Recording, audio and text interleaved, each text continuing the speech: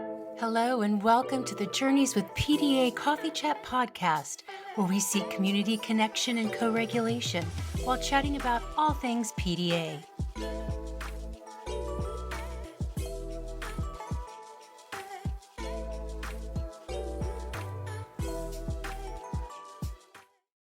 Hello, everybody, and welcome to Journeys with PDA Coffee Chat podcast. I'm Heather. And I'm Kerissa.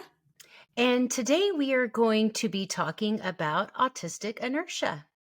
Yes. So autistic inertia is kind of a phrase that I learned a couple years ago and have just kind of been fascinated about it and really curious how it impacts not just all autistic people or neurodivergent people, but also how does it impact PDA? Mm-hmm. And I think it plays a huge part. Mm-hmm. And it's not something that anyone is talking about. So, Very true. Very, very true. And I'm glad you put in not just autistic inertia, but also neurodivergent inertia. yes, because there's not a ton of research, a little bit. I was able to find, I think, 2 research articles, but that was really it. And but there seems to be it's also a part of ADHD, Mm-hmm. and it plays a big part, I think, in all human beings. Um, it's this big part of being a person, but it's also really impactful with autistic brains and differently wired brains and the ADHD brain. And I think the inertia really plays a huge part in PDA avoidance. Mm-hmm. And so if we have no idea or no concept about autistic inertia, then I really feel like we're kind of lacking a piece or lacking a clue to PDA. So, okay, I got a couple notes here so I don't Yay, get notes. so I don't get too off track. Yeah, because we never do that. So I'm glad you brought the notes today. Yeah. Um so autistic inertia is like the phrase correlates to Newton's first law. Um which is if a body is at rest or moving at a constant speed in a straight line, it will remain at rest or keep moving. And so that's where the phrase inertia comes from, because autistic people, like when we're going, we like to just keep on going and kind of stay going. If we're at rest, we stay at rest. And Mm-hmm. so there's also that phrase like um, a, a body in motion stays in motion. Like if you're up and going and you're kind of doing, then you're going to keep going. Yep. So inertia is very much intertwined with monotropism, which are special interests. And that's something that we have talked about before because Mm-hmm. that plays a huge part in being autistic. So monotropism, special interests, you kind of get in that zone, right? And it feels super fantastic. And so you don't really want to switch out. So and there's not any good research on how strongly special interest and monotropism plays into affecting your inertia and your ability to transition between Mm-hmm. tasks. And it's very difficult. It's difficult. Those transitions are hard, and they can also be very frustrating, and they can be painful. Yeah, so that's something that I think is so important to bring like to everyone's attention is when you are trying to make or force someone to transition when they're in their flow or in their Hmm. lane, it it's like a literal hurt, like it hurts Hmm. um to try to switch over. And so with PDA, we like if you're saying, "Hey, put your shoes on," we know that that is a direct demand. We know that that is going to create anxiety. So we know that there's going to be avoidance. And so my point is how much of that anxiety and that avoidance is due to inertia Hmm. and that difficulty with okay, like I'm doing this thing and maybe I'm watching my video, maybe I'm doing a video game or a puzzle, and you suddenly like try to jolt me out of my focus to do something, especially with PDA when they're like, I don't actually care about shoes. So, like that's going to contribute, I think, to the avoidance Hmm. in that it doesn't feel good when you jerk me out of what I'm doing. Which then also causes a lot of frustration.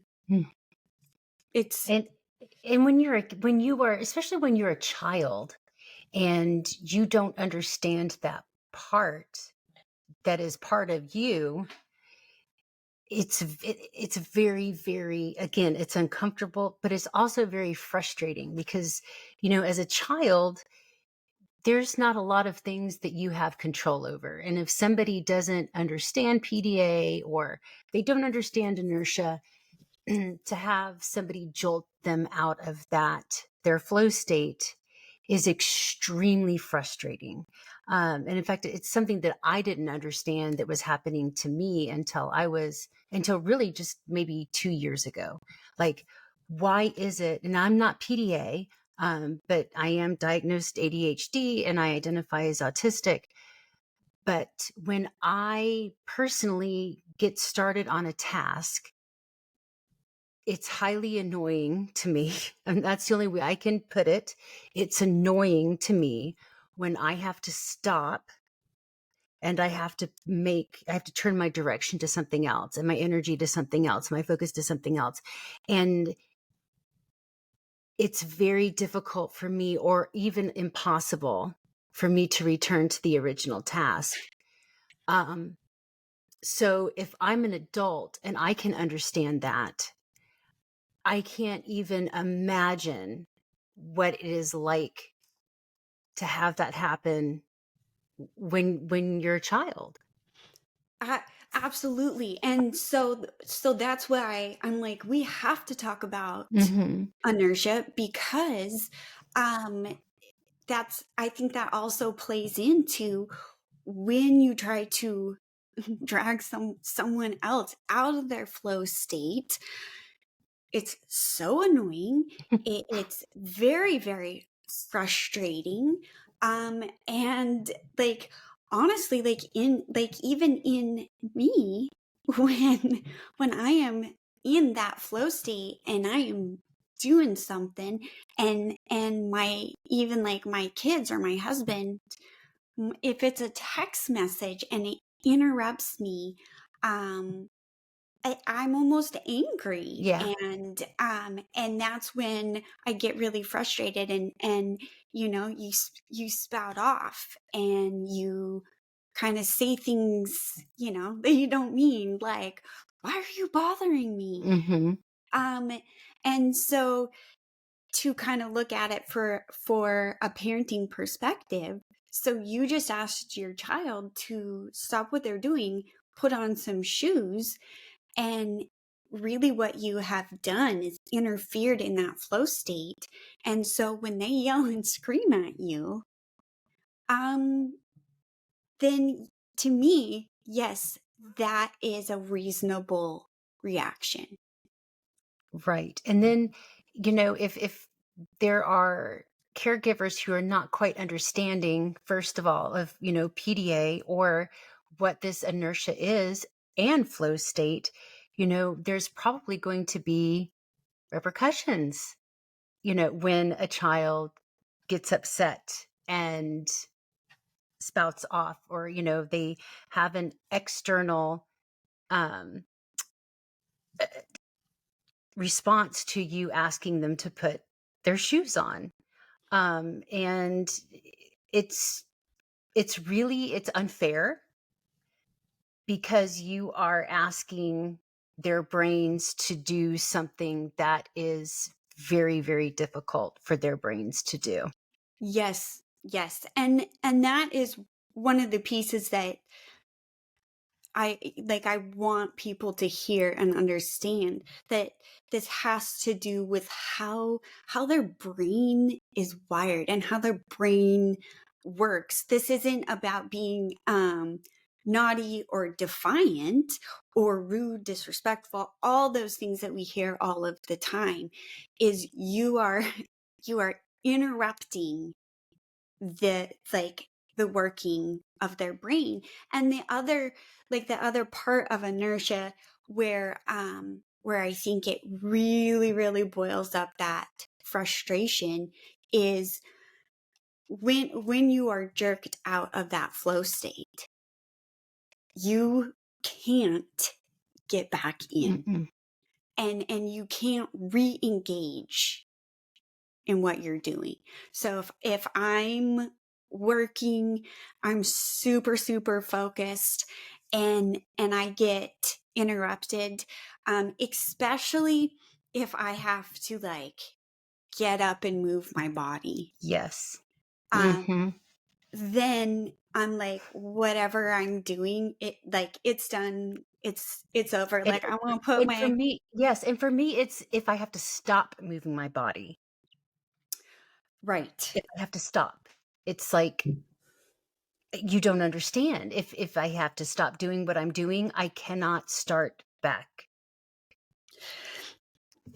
So that creates huge frustration. And think about like a child, you interrupted them, and that doesn't feel good, but now they're frustrated because even if you walked away and you're leaving them alone, they can't get back. They can't get back to that thing. And then they are going to be really grumpy and really frustrated. And the thing is there's not like a fix Mhm. necessarily to that. So once it's broke, Right, right. And you add on top of that executive functioning difficulties. Um, it's just it's a recipe for disaster. I mean, it really is. It's just it's so it's so impactful. And um absolutely. And so with the tiny bit of research that's been done, and these research articles were autistic led, and so in that we know that autistic inertia impacts every aspect of our life all day every day. So it's not like, oh, I stayed up late and I'm tired today, so I can't get going. mhm, Um, it comes into play all of the time with everything. And I think that is an important piece to realize, because it's not about being lazy. right. It's like your brain, you know, it feels stuck. So there's inertia is a lot about feeling like stuck. Mhm. Um, I think a lot of, I see with like my kids, with autistic kids, it's always that first step to the thing. And so I think that also is hugely impactful with PDA, because if you don't have that inner like drive, Mhm. that motivation to get going, and then you add in executive functioning difficulties, and maybe you don't even know what step 1 is, then that kid is going to be so anxious, and so then they're going to avoid the whole thing. And so a great example is um my daughter and cleaning her room. And so she can't do it, and it's really a can't, not Mhm. won't. She cannot do it because she can't find that first step. And because she can't find the first step, then you get into avoidance. And so it just will not happen. And Mhm. if, I'm like, you have to get this space cleared up, she's like, that's where you're going to have that big conflict. And so we have found, if either me or my husband, if we go, hey, like, I can see you kind of have a mess happening. Can can we come and help you out? And she is like, yes, because she doesn't like it. She doesn't like the situation Mhm. and being scattered and messy. But she needs us to come alongside her, very gentle, very patient, and we take that first step, Mhm. and she can see, and she's just kind of there. We're not giving her directions. It's more like we have to model what the Mhm. first step is. So when we engage kind of alongside her, and it's like, first I'm just going to pick up the trash, but I'm just there, I'm doing it, right? Not giving Mhm. instructions, not do this, do that. She might just be like watching TikTok. But what will happen is I help to ignite that first step in her, and then she can start to Mhm. engage. She builds the momentum. You get the momentum started. Yes, Yeah. exactly. It's getting that momentum started. But it also has to do with like, that's where also like the low demand comes in. So maybe room cleaning is an inertia problem. But if I come in hollering demands, we're going to have a super explosive situation because inertia is stopping her from even knowing that first step. Mhm. And then she's frustrated. And then if I react with frustration, that's where you lead into that big meltdown. Mhm. And can you imagine, I'm just picturing some of one thing that popped into my head. Um, Somebody who is in that autistic flow state at school, and there are hard stops and hard starts in school. And if you don't have the environment that would support, first the understanding that what inertia is, and then have that support, and the flexibility, along with being demand avoidant, we can start to really, really understand why school can be so incredibly difficult for our our community.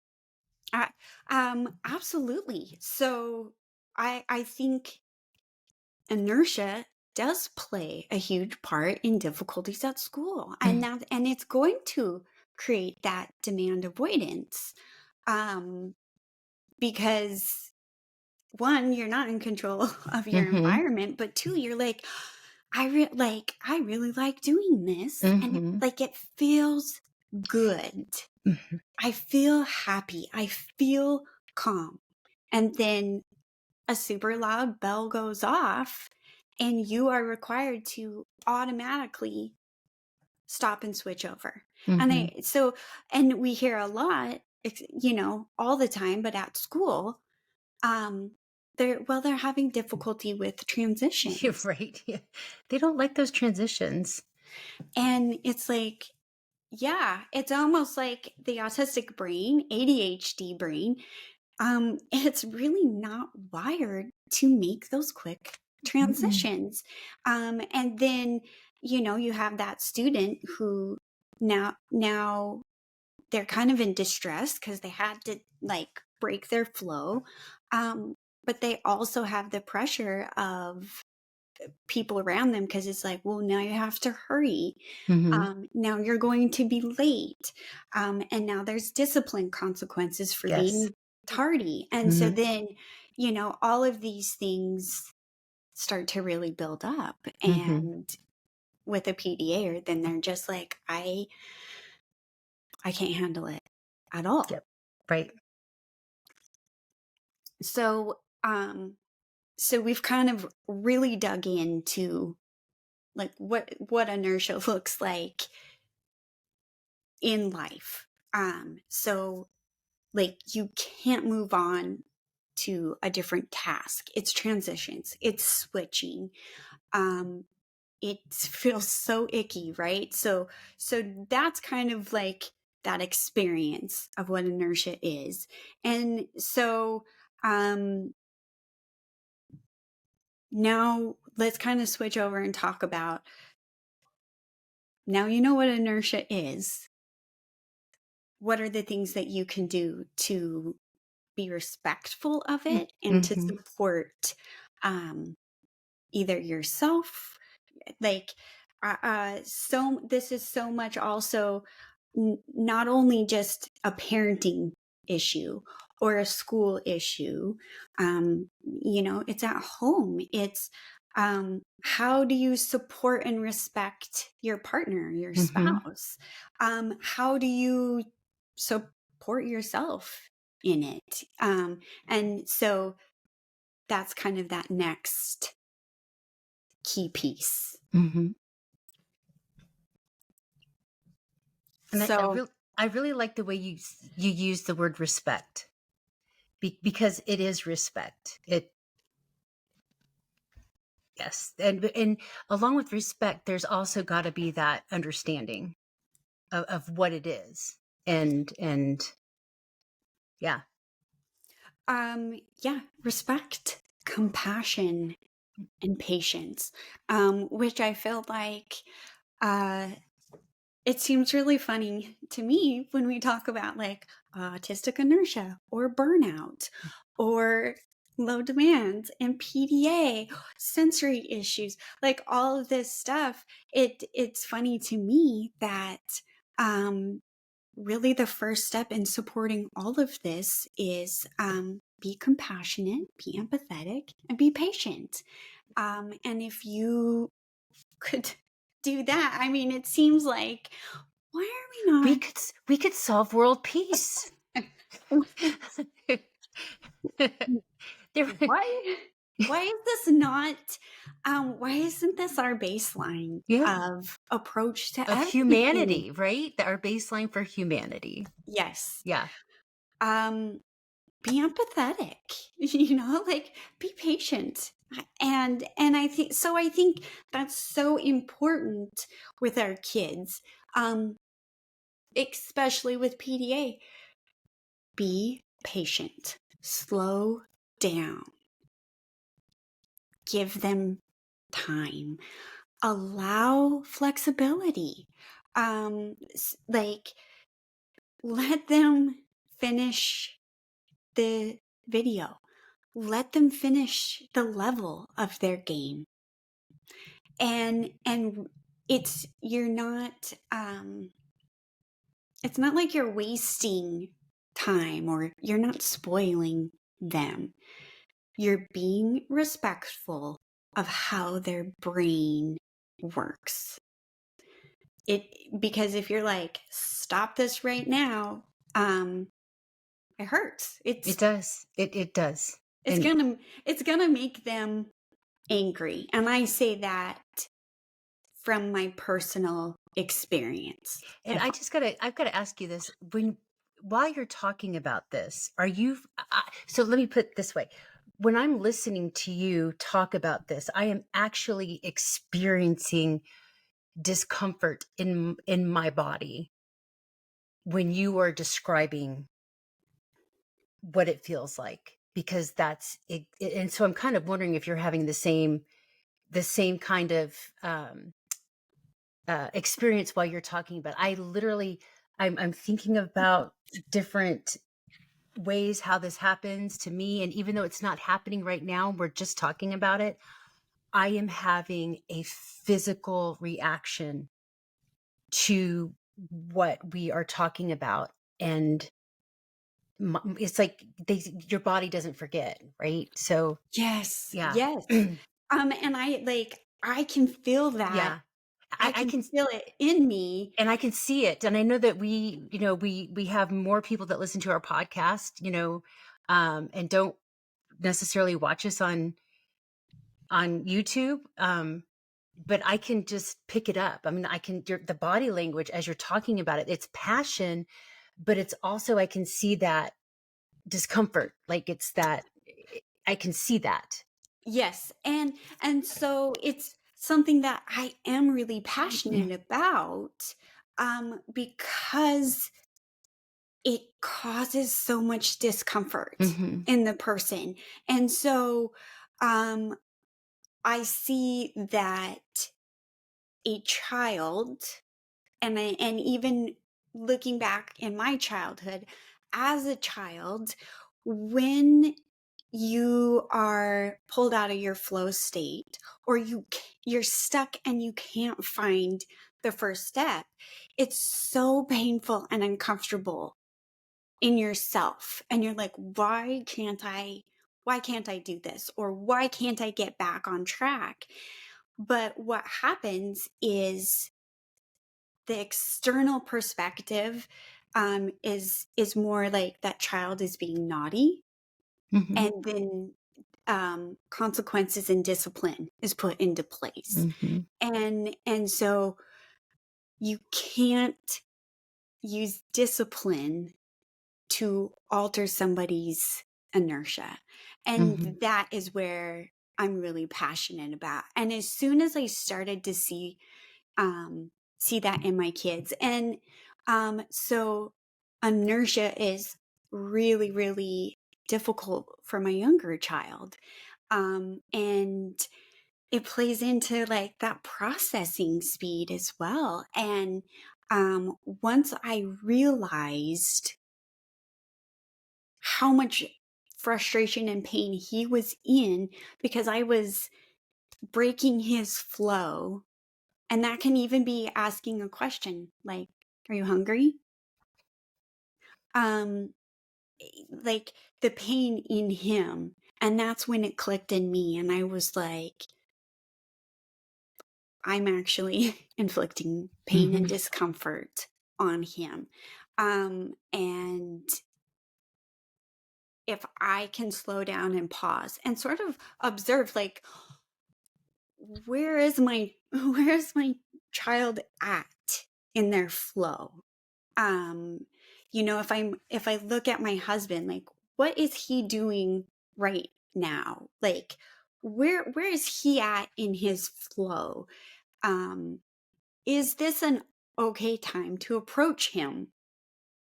And or is this going to really mess up his flow, and he's going to be irritated because now he can't get back in and he's frustrated and he was doing the thing. So um that, like, being observant of of people around you, where are they at in their flow? is there a less obtrusive way that you could, if you have to interact with them? Um, so that's just bring them the snack. Yeah. They want it, Yeah. they'll eat it. Yeah. And just respect their, if they tell you this is not a good time or no, they can't do this. No, it's, respect that and believe them. Um, Yes. Yes. believe them. And then just remove yourself. Like, Hmm. don't, there's no follow-up questions. It's one of the big things we talk about with PDA all the time is respect their no. Hmm. Yes. Yep. So if they tell you no, like it's no, like they're not able to do that. And maybe it's inertia. Like they are not able to switch over to something else. Or if they answer your question right now, they're going to lose track of what they were thinking. Yes.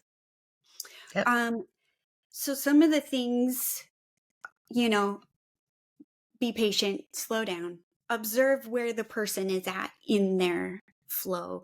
But some of the things that can be really helpful, and you have to be super careful how you phrase or word this um, with a PDA, but really with anyone, is it's trying to give advance notice. So that could be, um, at lunchtime, letting my son know, hey, tonight is out school night.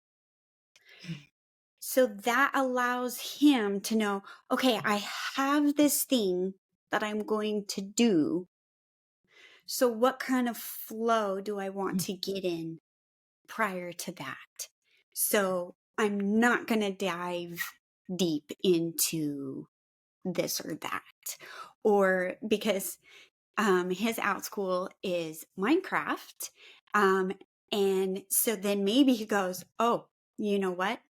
I actually have a big Minecraft build project that I want to do prior to my class. So I'm going to dive into that super deep, and he's not doing anything else.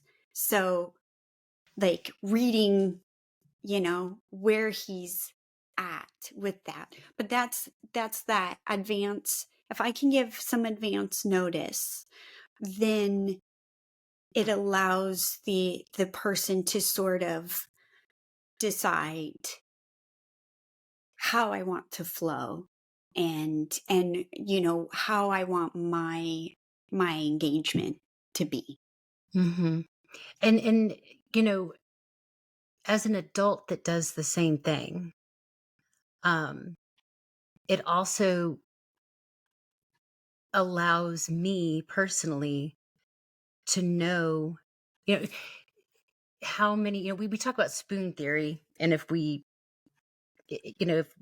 talk about spoon theory, and it allows me to know how much time I can be in my flow state versus how many spoons I have and how many spoons I'm going to need for my next task. Just being cognizant of that helps me be able to tackle the tasks that I have to do for the day.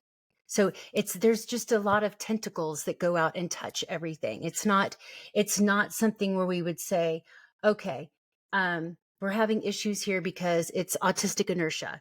Now we're having this issue here because, oh, it's spoon theory. Okay, we just don't have the spoons. Oh, we're having this issue because it's an executive functioning thing. It doesn't have to be one or the other. It can be all three at the same time. Yes, yes. Um, And realizing that it is very complex, and it's all of these pieces together. mhm. And it all come in all three of those situations. It comes to when we want to look at how we are going to support our family member or our child. It is patience, compassion, respect. It's all of those things because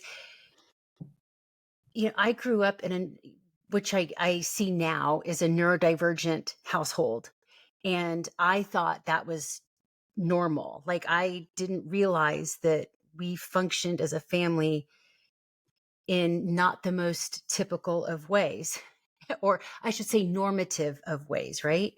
Um, and when you get into relationships that are outside of your immediate family and you start having your own family with who, there's the makeup may not be completely everybody's neurodivergent, you expect your partner to just kind of know things, right? Like understand it, know it, just as neurotypical people expect neurodivergent people to know those norms. And just having communication Hmm. between two human beings, so that there is understanding, that it's like, if in my personal life, it's like, if I get up and I'm an early riser, my husband is not an early riser. I go to bed early, my husband does not go to bed early. But when I get up, I'm one of these people that, like, I hit the ground running, and I need to get through all of my tasks, because if I stop, I'm done. Like, I'm done. And so when I get interrupted in the course of doing those tasks, then it can cause, before we understood what this was and why this was, there was a lot of friction. Like, why do you have to be so, it's okay to take a break, it's okay to do this, it's okay. And I'm like, well, yeah, it is, you're right, I deserve it, but you don't understand. I will do that after X, Y, and Z is accomplished. So if as an adult it's difficult to find those conversations and to be able to express that, can you imagine how difficult it is if you are a child? Oh, absolutely, so much. And so that also is a great example of, um like, you can't stop what you're doing and go pee. Yeah, yeah. You can't stop what you're doing and go sit down and eat, make the food. You you can't you can't stop. You can't get out of that flow because you just can't get back. And so that, like, one of the big things about inertia is people cannot stop, or they're so engrossed they kind of lose track of time, Hmm. so that they don't realize that they haven't eaten in hours, or they don't realize that they haven't gotten up to go pee. That was a big one, with my son, is he would be so deep in his flow state that he wouldn't realize that he needed to go pee. Hmm. And so what would happen is he would wait way too long, and then it was like this emergency rush, and sometimes he wouldn't make it on time. And then he feels terrible about himself. And so, but like, it wasn't within, like, his mental capacity or his power to be able to stop. And so he and I had to discuss it. Like, this is hard, this is a tough thing to switch over and take a pee break. And so I had to kind of find, like, what is this gentle way that I can help him make sure that he's, stopping to go pee, that's not going to mess up his flow so much that he can't get back. And so what we did is, I would stop at the door of his room. I didn't come in, and I would just say, "Mm, do you need to take care of your body?" And if he didn't respond back, then I left, but knew that I needed to circle back. Mhm. So it wasn't that he was ignoring me. It wasn't that he didn't hear me. It was like he was in the flow state and could not even respond. And so sometimes before I would even circle back, I would hear him get up and go. So he received that reminder and then was able to keep flowing until he felt okay to stop, run, take the break, and come right back in. And so the very gentle reminders and having the communication of you know, how are you going to maybe signal that Mhm. other person? um if I came all the way into his room, it would destroy the flow. um and then he would probably be really irritated, so staying outside his room, our key phrase, um that was how I could respect his flow, but also help him take care of his body. Mhm. Goes back to that respect. Ex- Mhm. exactly. And I feel like there's sort of this idea of children, because they're young, don't need the same, like, human respect Mhm. that adults think they should have. And so I think that sometimes adults and parents talk to kids in ways that they would never talk to other adults, Right. and that you can actually be very compassionate and respectful to a child, and that's not spoiling them. And it, Correct. and Yep. it really, this is sort of like, I'm sort of like getting off course, but it's an important piece as well, is that when you show compassion and respect for your child, it models that so that they then understand how to show respect and compassion for Mhm. others. And so um, that's going to be a big piece of inertia. And so one of the things that I say to my daughter is I have told her, if my eyeballs are looking at my laptop screen and my fingers are moving on the keyboard, that is a signal to not talk to me, and you have to just stand and wait. And so that's a tough one, because she's PDA and waiting is a demand, and she, like, it's urgent. But by letting her know this is what it looks like when I need another minute, that she might not get it every single time, but it's how you're going to communicate. This is how I need you to respect me. And then it also allows me, when she does come in and she is quiet and she is standing there, that's like that gentle reminder to me, okay, she needs me, but she's also being respectful of my flow, so it's so much easier. I can finish that sentence, and then I can stop and give her my full attention. And I'm not irritated, because I wasn't jerked out of my flow. And I can give her the attention she needs. Um, Chances are, if I have to get up out of my chair, I probably can't get back to what I was doing.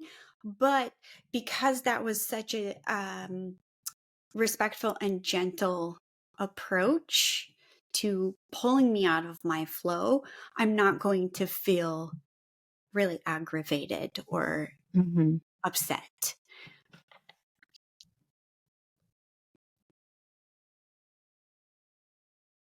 And it's just fascinating to me that,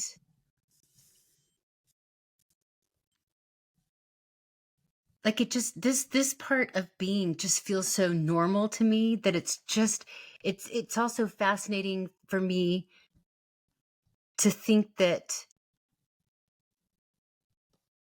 neurotypicals don't experience these kinds of things at the same way that we do. Like, it's just that part fascinates me as well. Like, when we, just like it just fascinates me. Yes, because if you're autistic, whether you know it or not, you kind of don't realize your experience through Mm-mm. life is not the same as everyone else. And so somebody might not experience this kind of inertia, but their child does. And so there's that Mhm. disconnect in the two people's experience. And so if you're not experiencing inertia in that way, having the understanding that this is absolutely completely real. Mhm. This is a real experience. It's very valid and it's difficult. So we need everyone to hear that. Whether you experience it personally or not, there are people around you that are. Um, and especially, I feel like our PDAers. Mhm. Absolutely. Yes. Yes. If you're not like honing in on where they're at as far as like a flow state and inertia, that I think is a huge contributor to increasing anxiety and making demands even more difficult. Mhm. Yes. And the more difficult it's going to be to suss it all out. Yes, Yeah. exactly. And just being autistic and PDA, it's, we talk about it's dynamic. There's all these Mhm. different pieces. And so my hope is that we've just given you one more piece. It's not going to solve all your problems. It's not going to, uh it's not like now you can eliminate it and you're like, check. Um, Wouldn't that be it's nice? right. Like, um, and all we I'd can go do, I would go I'd go to my husband with a checklist and go, "Honey, this is how we limit these things in Heather world. Check. yes. Um, Cross it off." right. Like, uh, we, it's not going to solve all of your problems, but if you can incorporate it in Mhm. to the Yes. Mm. dynamicness, then it just broadens your understanding, and it makes it so much easier to have compassion for Yeah. why a Yeah. child is super frustrated. um Right. And you as an adult doesn't mean that my spouse or even as a parent, does that mean that you can't be frustrated as well because it's difficult? That's just part of the human experience and being in relationships with people. And it's like, yes, I mean, the human experience means you may be frustrated because your person is in this flow state. Maybe you have to get to the doctor's office. right, Maybe and understanding that, yes, it's being frustrated is perfectly valid. It's a valid feeling. But to go the next step and realizing, yes, I'm frustrated. However, I know this is not something that we can overcome. So let's figure out the best way to support it. Right. Or it's not an intentional, Correct, yes. you know, It's not it's behavior. yep, yes. It's Um, so yeah, like you might feel frustrated because you have to get to that appointment on time. And like the doctor's office, that window of mhm, how late you can be is really small. And then they're like, oh, yeah, you're a no show and no show fee. And if you have three no shows, don't come back to our office. Right. mhm. That's a big pressure to put on to the parent. Um, but realizing that inertia is part of this child not being able to get ready to go. And so perhaps like what you had said before, when your son, when he has out school, you let him know around lunchtime, "Hey, we have out school later on." That way it allows him to decide how many spoons he's gonna need and how deep into a flow state and what kind of flow state he's going to wanna go into. And Right. because you've built that trust, you've built that relationship and with him, and, it kind of it falls into that doctor's office, scenario as well. We understand that we don't live in a vacuum. There are things we have to do outside our four walls. Um, but it's offering the support along the way so Right. that when you understand their flow state and you have a hard stop at a certain time, it will make it easier on your child and it will make it easier on you and it will make it easier on your bank account because you are not you're not having to pay those cancellation fees or those no-show fees. Right, right. And if you can go, okay, I know that we're going to have some inertia. I know we have to be in the car at this time. So, kind of that pre-planning is important, but also how can you model or help that person get to that first step of getting Hmm. ready to go? So with PDA, we talk about all the time, you're not going to say, go get your shoes and put them on. They're like, oh, like they can't. So, but that's sort of same with inertia. Um, so maybe what happens is I'm going to get my son's shoes. I'm going to get my shoes. I'm going to bring his shoes to him wherever he is and whatever he's doing. And then I'm going to put my shoes on next to him. Um, and maybe we are only talking about Minecraft. But that kind of like parallel is going to help him find that first step, and to get going in that first step. And then it might be, well, if step one is putting the shoes on, and step two is tying them, maybe I'll do step two for him and I'll tie Hmm. them. And that's going to make this transition easier. So breaking down the steps to that transition is going to be really helpful in eliminating some of that frustration. Right. And so maybe he puts the shoes on, I tie them, and I just throw his coat in the car, and he walks to the car with his iPad.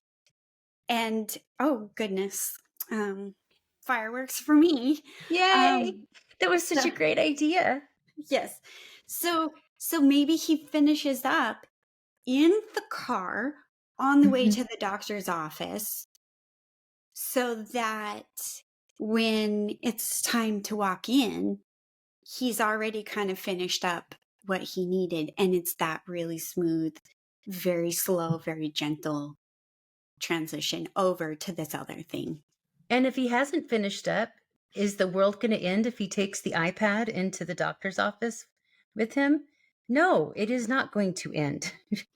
Right. It's an accommodation. Right.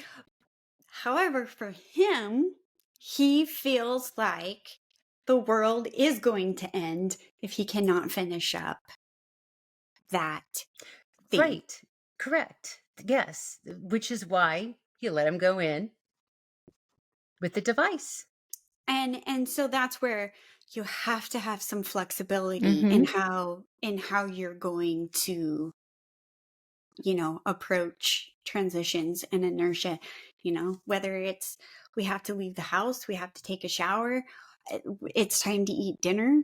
You have to just incorporate that flexibility in. So, um, let them finish the level, let them finish the video, let them finish the project, um, and help them find that first step.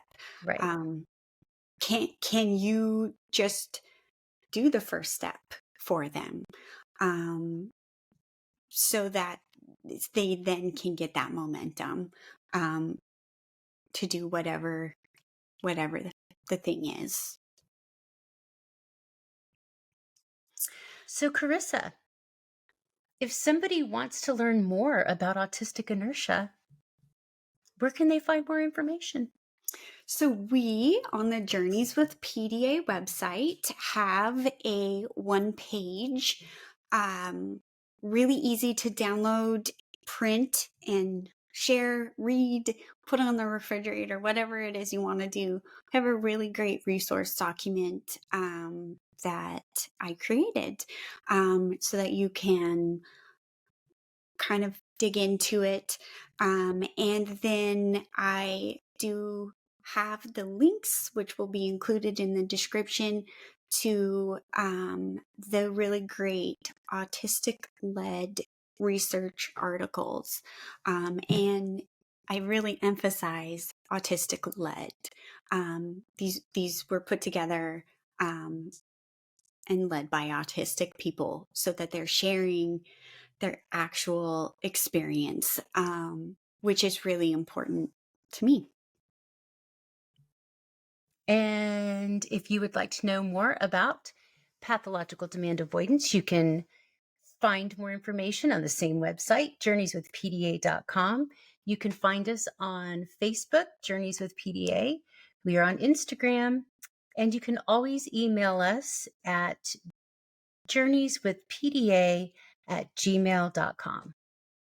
Yes. So, Heather, thanks for letting me share about autistic inertia because it means so much to me. So, And thank you for sharing it with the community and the world.